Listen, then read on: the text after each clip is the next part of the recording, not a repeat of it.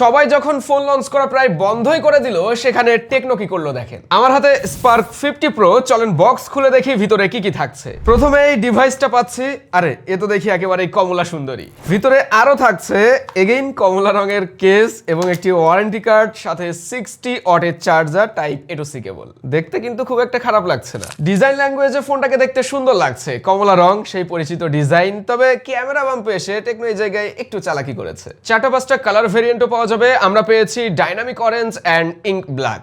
মাত্র 6.8 mm থিকনেসের এই slim ডিভাইসটিতে battery দেওয়া হয়েছে 6000 mAh এর, সাথে 60 ওয়াটের চার্জার, যেটা মাত্র 55 মিনিটসের ভিতরেই ফোনটাকে ফুল চার্জ করতে পারে। স্পার্ক সিরিজের ফোনে এবার কিন্তু আমরা ক্যামেরা পার্টে ভিন্নতা দেখতে পাচ্ছি। রেয়ারে দেওয়া হয়েছে 50 মেগাপিক্সেলের সনি লিটিয়া 600 সেন্সর, সাথে এআই র, ফ্ল্যাশ স্ন্যাপ অ্যান্ড লাইভ ফটোর মতো ফিচারও দেওয়া হয়েছে। সেলফির জন্য দেওয়া হয়েছে 8 মেগাপিক্সেল ক্যামেরা। ইমপ্রেশন পার্টে আমরা কয়েকটা ইমেজ শেয়ার করছি, তবে রিভিউতে আরো বিস্তারিত জানানো হবে। এই ফোন এতটা স্লিম হলেও যথেষ্ট ডিউরেবল। IP68 এবং 69 ওয়াটার অ্যান্ড ডাস্ট রেজিস্ট্যান্স রয়েছে, তবে এটা অনেকটাই প্রিমিয়াম, কারণ এই বাজেটের ম্যাক্সিমাম ফোনগুলোতে আমরা দেখি 1.5 and 2.5 মিটার ওয়াটার রেজিস্ট্যান্স। সেই জায়গায় টেকনোর এই ফোনটাতে দেওয়া হয়েছে 6 মিটার ওয়াটার রেজিস্ট্যান্স। আরো রয়েছে HGS এর 5 স্টার ড্রপ রেজিস্ট্যান্স, তাই অনাকাঙ্ক্ষিতভাবে ফোন পড়ে গেলেও আর কোনো ভয় থাকছে না। ডিসপ্লে পার্টে আমরা দেখতে পাচ্ছি ফোনটাতে 6.8 ইঞ্চের একটি পানসোল HD+ IPS প্যানেল দেওয়া হয়েছে, যেটাতে রয়েছে আবার 120 হার্টজ। প্রসেসরে রয়েছে সুপরিচিত